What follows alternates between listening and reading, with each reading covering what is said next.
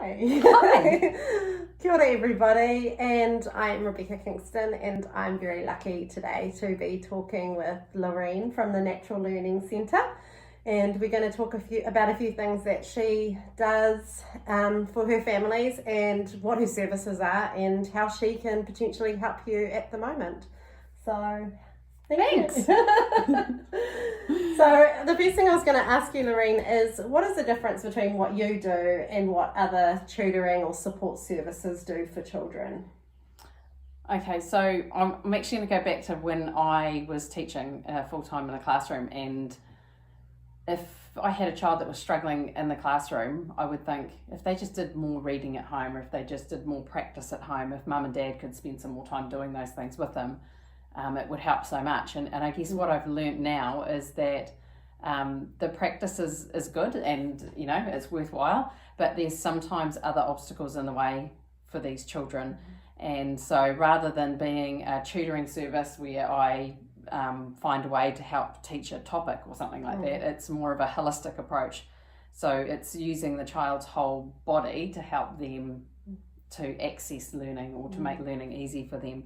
So one of the metaphors I often use is that our body and our brain, everything together is like a computer. And so the modem or the hard drive, the brain of the computer is just like our brain, and then we have the screen or the monitor, the keyboard and the mouse, and those are like our limbs, so right down to our fingers and our toes as well.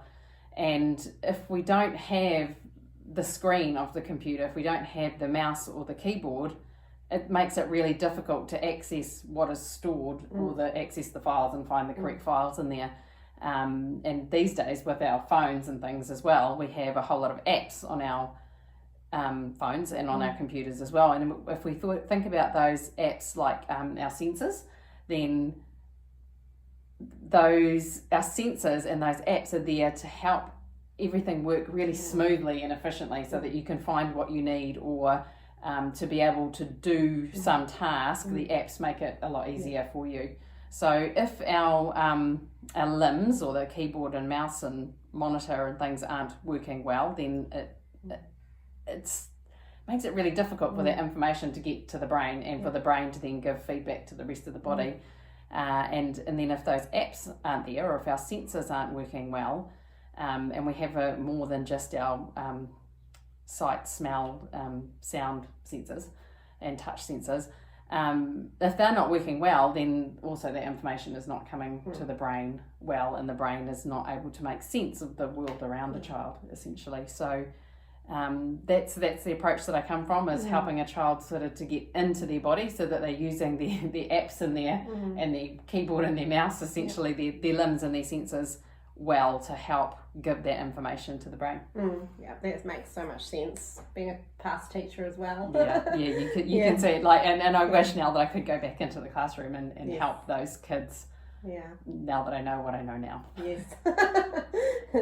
So what are some of the things that you do to get these the body and the senses talking to each other, getting all the systems working? So a lot of the activities that I do, they're based, I always try to make a session fun, because obviously children don't want to come and see you if it's not fun. And they're manageable, and a lot of the tasks are movement tasks, so we'll focus, like we really bring a consciousness, I guess, or thought to right down to our toes, to how even our individual toes move and how we can get them to move. And that kind of sounds silly, but the amount of times that I have worked with children who are unable to actually move and wriggle their toes is really surprising. And if you think about our feet as what grounds us, what helps us to be upright and to stand strong on the earth, it's absolutely essential that we connecting to our feet and our toes and every single part of our body, and right to our fingers as well. And you will know too as a teacher that when you watch a child write, if they don't have a good pencil grip, then the efficiency of them being able to copy things down, write things down, it becomes a hindrance. It's like an obstacle for their learning. So Yeah. so everything I offer in my program is movement oriented and bringing consciousness to all parts of the body as well, and to our senses, especially around balance and things as well. Yeah. So you've been working on a program that is going to have these little activities in it that are easy for parents to do themselves. Yeah, I have been, and so I think especially with going through lockdown and everything as well, it's much more difficult for how I would normally work it is that a child would come to me weekly for a weekly session, and of course, it's more difficult now to take time off school and to take time off work, even though our children are a huge priority for us. It just it just becomes a little bit more difficult to do those things. So I wanted to create an online program so that parents could jump on board, have a go doing the activities that I would normally do with the children in little small steps. So they're also learning a little bit about why the activity is important, and then also how to do the activity with the child as well. Yeah, and it gives the parent the power to be able to make the change themselves, which is pretty cool. Yeah, and so many times I have parents that come to me and say that there's no support in place for their child at school. They don't really know where else to go.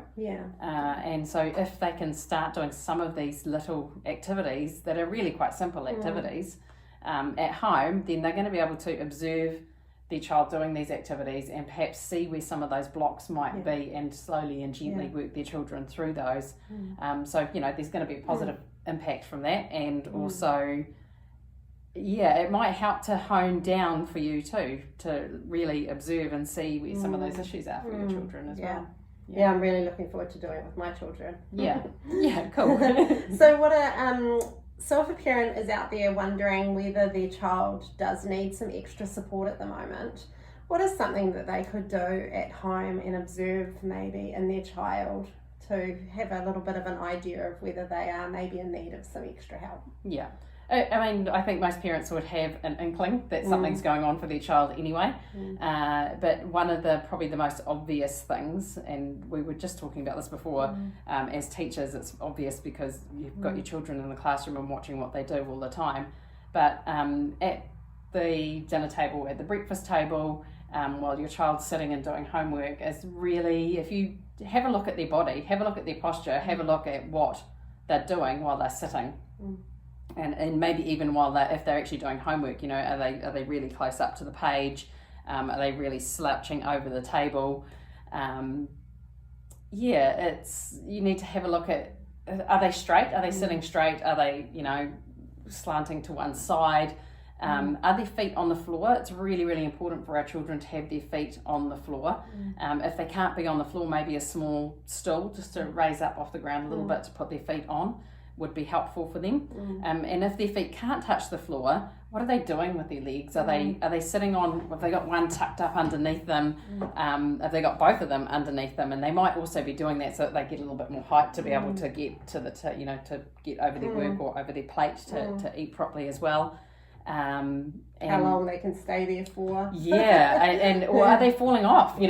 Some children actually really struggle, and again it's that sensory input that they're just not getting, or that their brain can't make sense of what their muscles are doing, or even if they're in contact with the chair they don't have that feeling. So for some children sitting on a chair they'll feel like they're falling, so that's why they're wriggling all the time, is because they get that sense of being unsafe and insecure in that position. And there's a number of parents that I've worked with that will say to me, this is why my child doesn't sit still at the table. And my son constantly rocks on his chair and swings on his chair, and he's looking for that sensory input, that movement input by rocking backwards on his chair, and then he wedges his knees up against the table as well, which is frustrating as well, and then of course he drops food all over himself as well. So that he's looking to try and find that movement input to feel comfortable, to find that balance of being calm and settled, but also